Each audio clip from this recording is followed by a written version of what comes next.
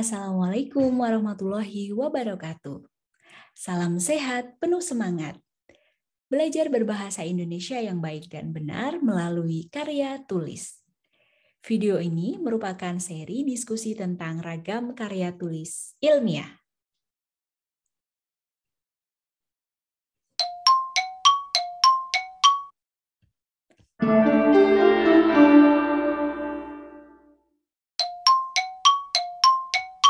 Secara umum, ragam karya tulis meliputi proposal, laporan penelitian, makalah, dan artikel ilmiah. Nah, di antara 4 ragam karya tulis ilmiah ini, manakah karya tulis yang sudah terbiasa teman-teman buat? Apakah keempatnya atau salah satu dari 4 ragam karya tulis ilmiah? Mungkin pastinya yang sudah terbiasa ditulis adalah makalah. Bisa juga ada yang sudah terbiasa menulis artikel ilmiah, proposal maupun laporan penelitian. 4 ragam karya tulis tersebut sangat dekat dengan kegiatan mahasiswa selama melaksanakan perkuliahan. Karya tulis yang pertama, proposal. Mahasiswa akan menyusun proposal untuk pengajuan kegiatan kemahasiswaan. Proposal juga akan disusun saat mahasiswa akan melakukan penelitian guna penyelesaian tugas akhir.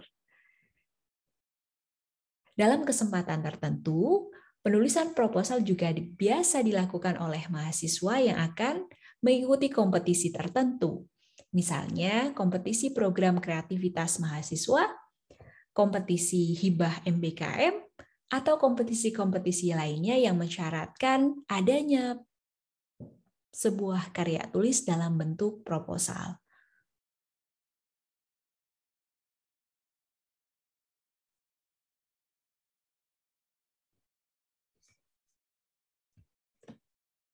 Karya tulis yang kedua, laporan penelitian. Mahasiswa akan menyusun laporan penelitian. Ya, laporan penelitian sebagai salah satu syarat penyelesaian studi jenjang S1 yang disebut dengan skripsi.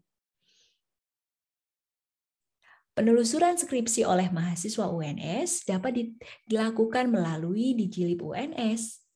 Di sana, rekan-rekan mahasiswa dapat membaca skripsi-skripsi yang sudah ada, mulai dari judulnya, abstraknya, bahkan bisa membaca naskah secara keseluruhan. Upaya penelusuran dapat dilakukan dengan tujuan untuk mengidentifikasi topik-topik penelitian yang sudah ada, sehingga mampu memilih topik baru untuk penelitian yang akan kalian lakukan. Hal itu dapat rekan-rekan mahasiswa lakukan sejak saat ini. Semakin banyak membaca, akan semakin banyak pengetahuan dan rencana topik penelitian yang akan dikerjakan.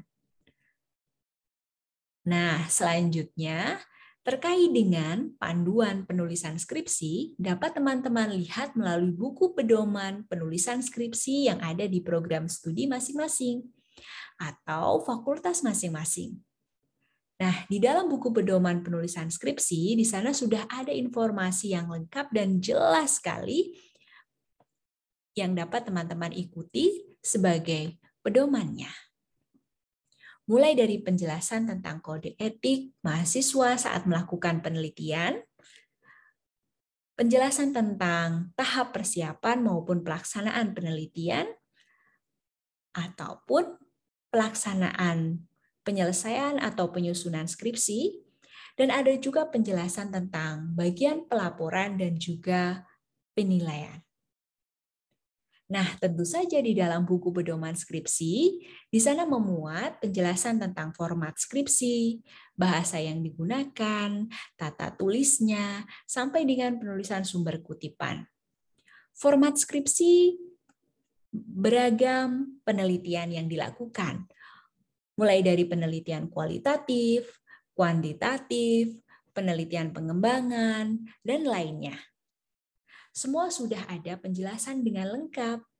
Rekan-rekan mahasiswa tinggal mengikuti saja bagian-bagian yang akan ditulis sudah ada penjelasannya semua di dalam buku pedoman skripsi. Untuk itu, ketika nanti kalian menyusun skripsi, tentu saja pedomannya bukan dari skripsi kakak tingkat, tetapi dari buku pedoman penulisan skripsi. Karena memungkinkan setiap tahun atau beberapa tahun sekali pedoman skripsi akan terus diperbaharui. Sehingga kalian perlu mencari buku pedoman skripsi terbaru yang ada di program studi kalian. Nah, secara umum di dalam naskah skripsi itu memuat bagian abstrak yang kerap kali disebut dengan ringkasan.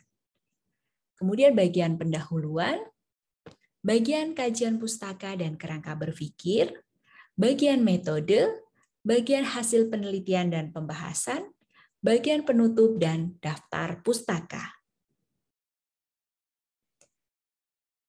Masing-masing bagian-bagian dalam skripsi ini sudah diatur penjelasannya di dalam buku pedoman skripsi.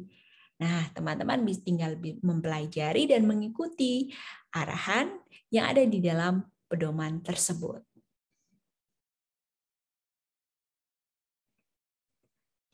Karya yang lain berupa makalah.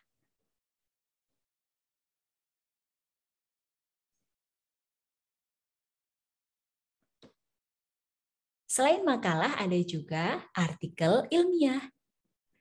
Kedua karya tulis ini akan disusun oleh rekan-rekan mahasiswa dalam penyelesaian tugas-tugas perkuliahan tertentu.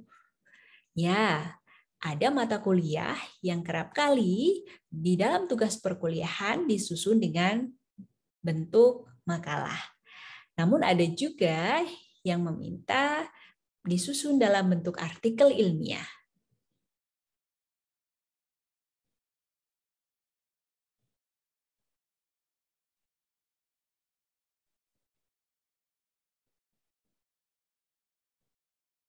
Sebuah makalah memiliki karakteristik yang khusus, di antaranya dalam sebuah makalah itu membahas satu permasalahan, menggunakan sudut pandang ilmu pengetahuan tertentu, kemudian menyajikan gagasan berdasarkan hasil studi pustaka maupun hasil pemikiran. Makalah ditulis dengan bahasa Indonesia yang baik dan benar. Sistematikanya ada bagian pendahuluan, ada bagian pembahasan, dan ada bagian penutup. Demikian juga dengan artikel ilmiah. Biasanya juga membahas tentang satu permasalahan, menggunakan sudut pandang ilmu pengetahuan tertentu atau dengan kata lain sesuai dengan bidang keilmuan penulisnya. Nah, di dalam makalah dapat disajikan dalam bentuk hasil pemikiran melalui studi pustaka dan juga dapat ditulis dari hasil penelitian. Artinya, skripsi nantinya, skripsi rekan-rekan mahasiswa dapat dipublikasikan dan karya tulis publikasinya ditulis dalam bentuk artikel ilmiah. Semua bentuk karya tulis tentu harus ditulis dengan bahasa Indonesia yang baik dan benar.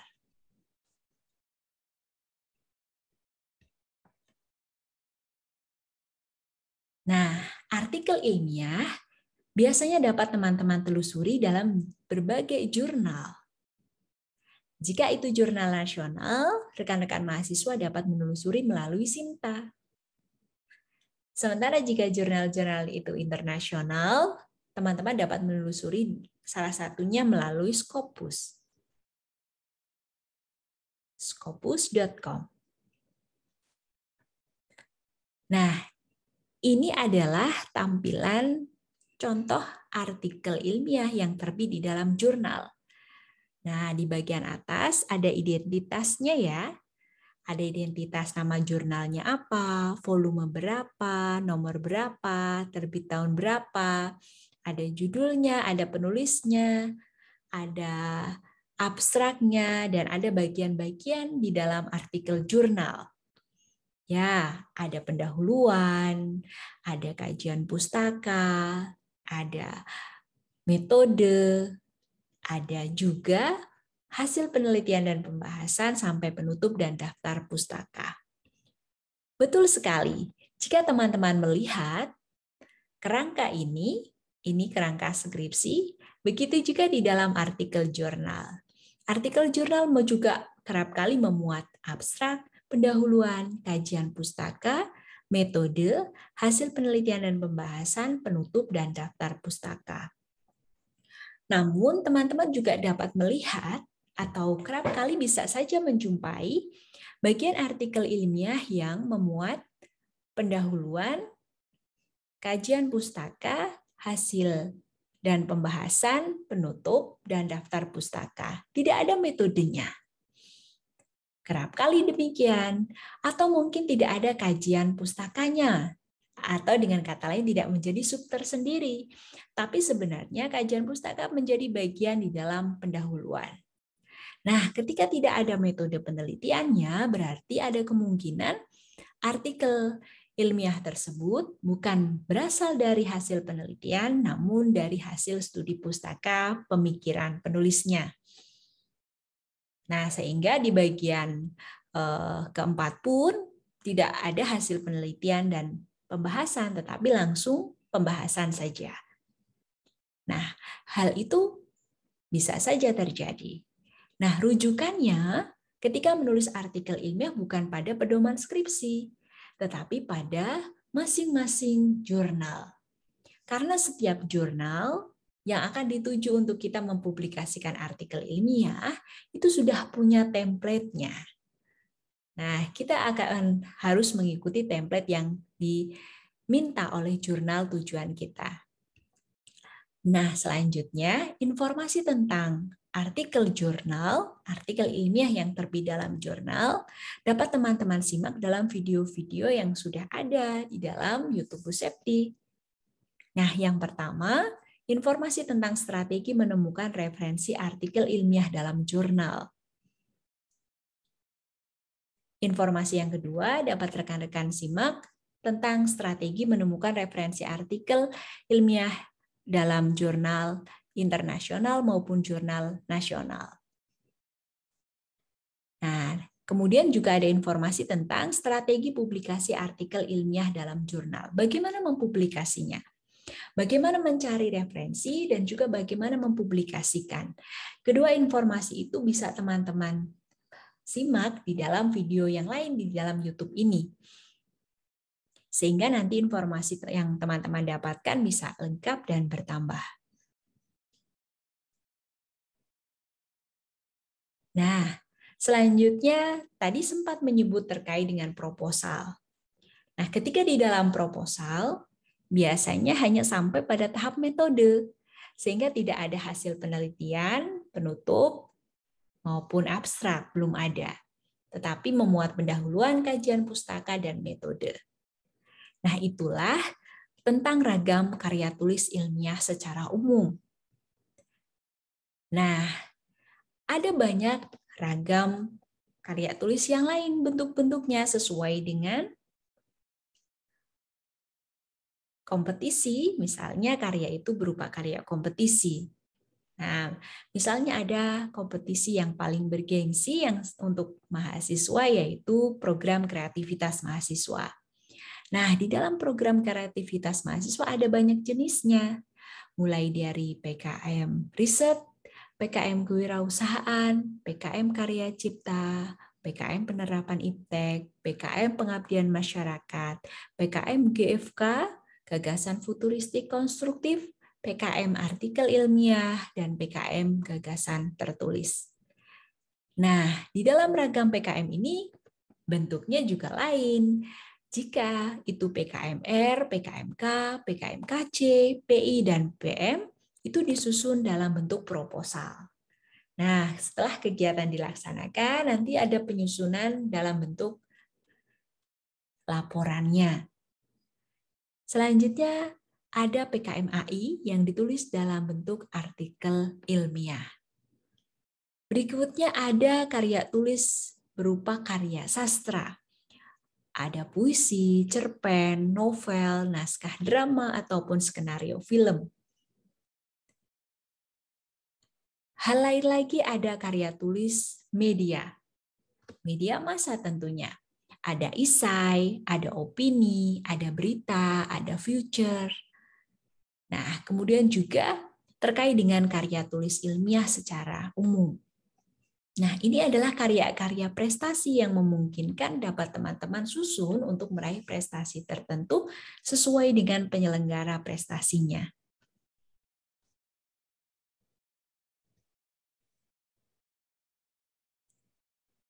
Nah, pada intinya, sebuah karya tulis pasti memuat 3 bagian. Yang pertama, bagian pendahuluan, yang kedua, bagian inti, dan yang terakhir, bagian penutup. Demikian juga dengan karya tulis ini, katakanlah isai, opini, berita, maupun future. Ada juga bagian-bagian pendahuluan, inti, dan penutup. Hanya saja di dalam artikel opini, misalnya, nah, bagian-bagian itu tidak dijadikan sub-sub tersendiri, tetapi disusun lebih singkat, lebih padat, kemudian informatif, disajikan dalam paragraf per paragraf. Sehingga akan ada paragraf pendahuluan, paragraf inti, maupun paragraf penutupnya. Nah, apapun bentuk karya tulisnya, pasti ada bagian pendahuluan, bagian inti, dan bagian penutup. Demikian penjelasan singkat tentang ragam karya tulis. Selanjutnya, mari terus belajar menulis. Pilih salah satu ragam karya tulis dan sajikan gagasan kalian dalam bentuk karya tulis yang kalian inginkan. Tentu saja karya tulis yang cocok untuk menyajikan atau sebagai wadah menyajikan gagasan kalian, mendokumentasikan gagasan-gagasan penulis.